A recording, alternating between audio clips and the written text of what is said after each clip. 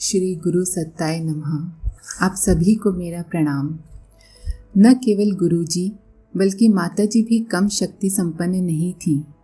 स्वयं गुरुदेव के शब्दों में माताजी भगवान के वरदान की तरह हमारे जीवन में आईं। उनके बगैर मिशन के उदय और विस्तार की कल्पना करना तक कठिन था।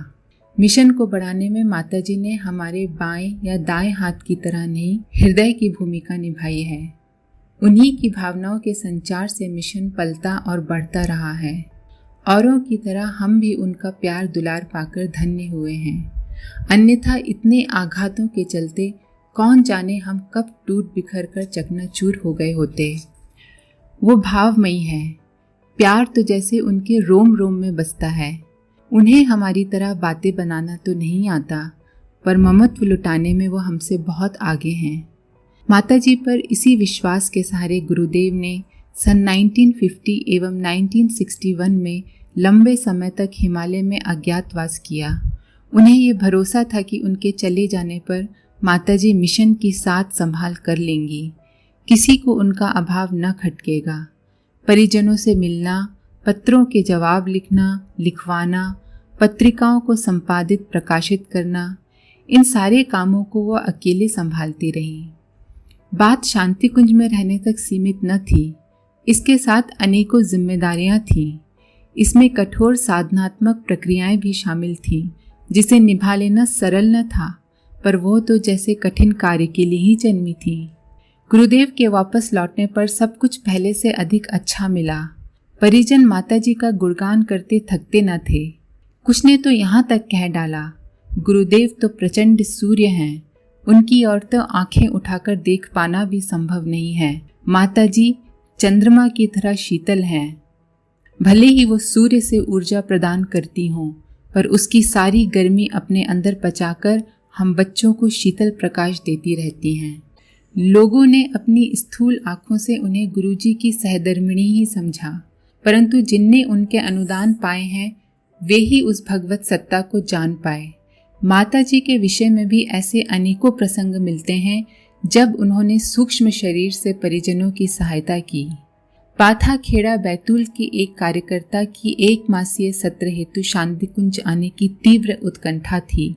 उन्होंने शांति कुंज पत्र लिखा। अनुमति पत्र भी आ गया, लेकिन फिर यह असमंजस पैदा हुआ कि पत्नी की प्रसूति का समय इस बीच आ सकता है, तो जाऊं कि न जाऊं।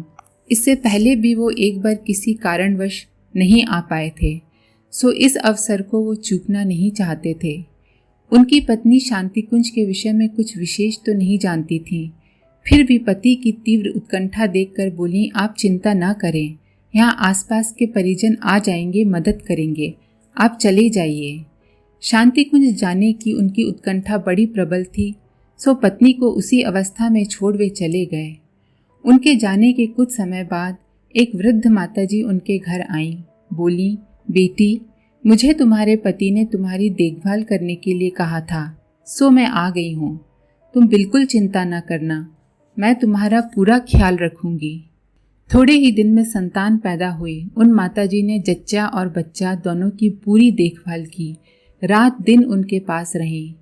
जब 1 माह होने को आया, उनके पति शांति कुंज से वापस आने वाले थे, तो वह माताजी उन्हें बोली, बेटी, अब तो तुम स्वस्थ हो चली हो और 2-3 दिन में तुम्हारे पति भी आ जाएंगे, सो अब मैं अपने घर जाऊंगी, मुझे और भी ढेरों काम हैं। उन्होंने माताजी को रोकना चाहा, पर वे रुकी नहीं। पति जब घर पहुंचे तो पत्नी ने सब हाल बताया। जानकर वह कार्यकर्ता बड़े हैरान हुए कि उन्होंने तो किसी महिला को देखभाल के लिए नहीं कहा था। पत्नी भी हैरान हुई कि आखिर फिर वो महिला थी कौन, और इतनी देखभाल तो कोई सगा रिश्तेदार भी नहीं करता।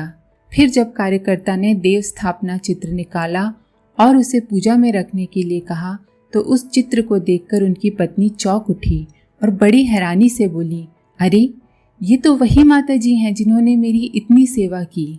ऋषि सत्ता का आश्वासन, बेटा तू मेरा काम कर, तेरा काम मैं करूंगा, उनके जीवन में चरितार्थ हुआ था।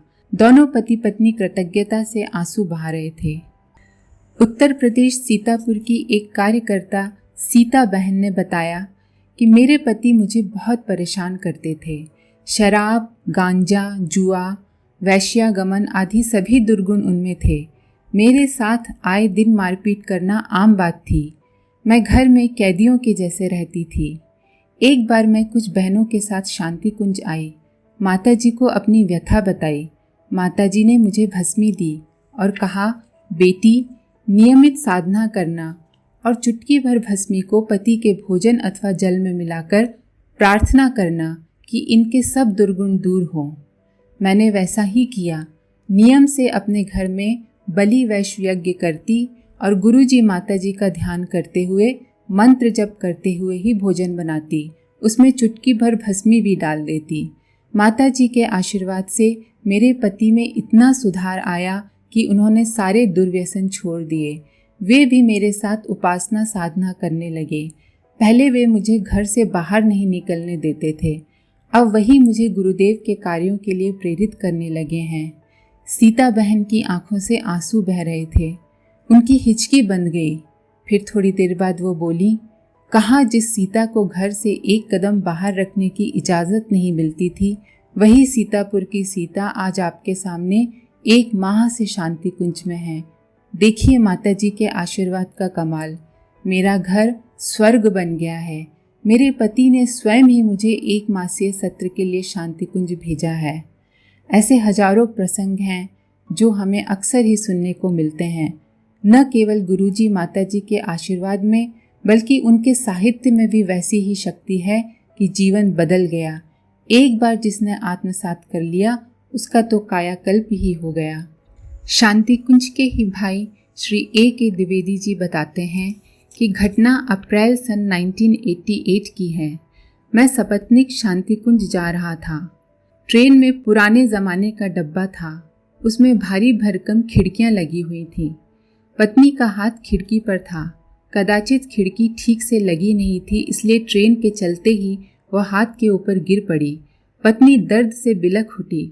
उतनी भारी खिड़की के हाथ पर गिरने से हड्डियां चूर चूर हो जाने का अनुमान था, लेकिन आश्चर्य, पत्नी को कुछ भी नहीं हुआ। हम लोग शांति कुंज पहुंचे। स्नान आदि के उपरांत प्रातः माताजी के दर्शन के लिए गए। वहां और भी लोग बैठे हुए थे। हम लोग भी बैठ गए। वंदनीय माताजी एक ओर से सब लोगों से कुशल क्षेम पूछती हुई आगे बढ़ रही थीं। पत्नी का नंबर आया तो माताजी ने पूछा, बेटी तू कहाँ से आई है? उसके रांची कहते ही माताजी ने तुरंत दूसरा प्रश्न किया, बेटी चोट तो नहीं लगी ना ज़्यादा? इस प्रश्न के सुनते ही पत्नी हक्की बक्की रह गई, जवाब नहीं दे सकी। माताजी ने फिर पूछा, बेटी चोट तो नहीं लगी ना?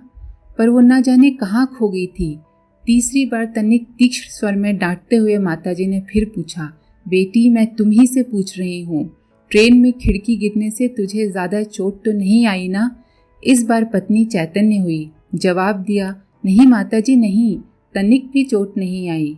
कदाचित यह स्थिति इसलिए उत्पन्न हुई कि हम लोगों की अब तक यही मान्यता थी कि त्रिकालज्ञ सिर्फ गुरुदेव हैं।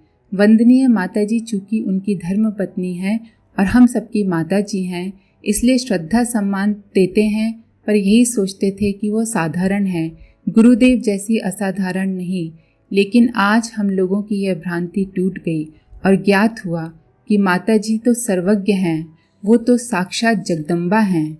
श्री कृष्णचंद्र उपाध्याय जी बताते हैं कि प्रथम पूर्ण आहुति सन 1995 में आवलखेड़ा में मेरी ड्यूटी लगी। गांव के तथा परिवार, गुरुजी के परिवार के लोगों से चर्चा होती थी। गुरुजी के रिश्तेदारों ने बताया, माताजी जब दुल्हन बनकर आई थीं, तब यहाँ चूल्हे पर खाना बनता था।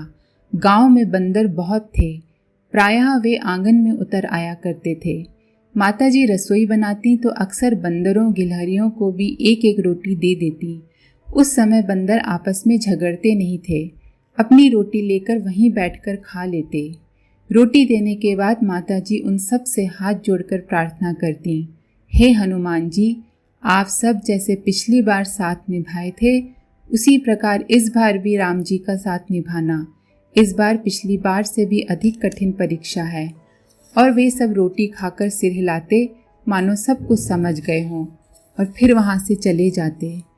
इससे स्पष्ट है कि पूर्व की जगत जननी माँ सीता को वंदनीय माता जी के रूप में पूर्णतया मालूम था कि अन्य अवतारों की तुलना में इस बार राम जी को अत्यधिक कठिन कार्य संपन्न करने हैं, इसलिए आवलखेड़ा से ही उनकी अभ्यर्थना करती रही। बांदा उत्तर प्रदेश की उषा उपाध्याय जी कहती हैं, मैं नर्स की नौकरी करती हूँ।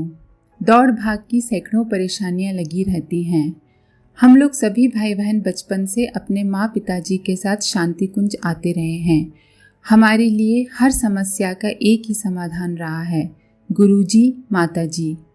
जून 1990 में जब गुरुदेव ने महाप्रयाण किया तब भावनाएं कसमसा गईं, मन तड़प उठा। भागी भागी शांति कुंज आई, माताजी से लिपटकर रो पड़ी। उन्होंने दिलासा देते हुए कहा, अरे चिंता क्यों करती हो, मैं तो हूँ, मेरे रहते तुझे परेशान होने की क्या ज़रूरत है। बात आई गई हो गई, मन माताजी में लग गया। सितंबर 1994 में जब माताजी के महाप्रयाण का हृदय विदारक समाचार सुनने को मिला तो मैं जोर जोर से रो पड़ी। अस्पताल जाना छूट गया, बस रोई जा रही थी। अब मेरा क्या होगा, किसकी शरण में जाकर अपना दुखड़ा सुनाऊंगी। उस दिन किसी तरह रोते रोते झपकी आ गई। देखती क्या हूँ कि मेरे सिरहाने माताजी खड़ी हैं।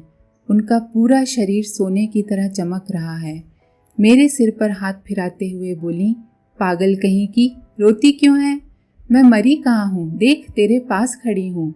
मैंने तो सिर्फ शरीर छोड़ा है। शरीर का बंधन हटते ही अब तो और सक्रियता बढ़ गई है। मैं तेरी पहले से ज़्यादा सहायता करूँगी। कभी मेरी याद करके तो देखना, तुरंत मेरी मदद तुम तक पहुँच जाएगी। सुबह उठने पर मन बहुत प्रसन्न था। उनकी कृपा से समस्याएं अपने आप निपटती जा रही हैं। मुझे पूरा विश्वास हो गया है कि मेरी माँ दूर नहीं गई हैं, वो तो अब और अधिक हम लोगों के पास आ गई हैं। आप सभी का बहुत बहुत धन्यवाद। ओम शांति। हमारे YouTube चैनल को सब्सक्राइब करें और बेल आइकन को दबाकर ऑल पर क्लिक करें ताकि नोटिफिकेशंस आपको मिलती रहे।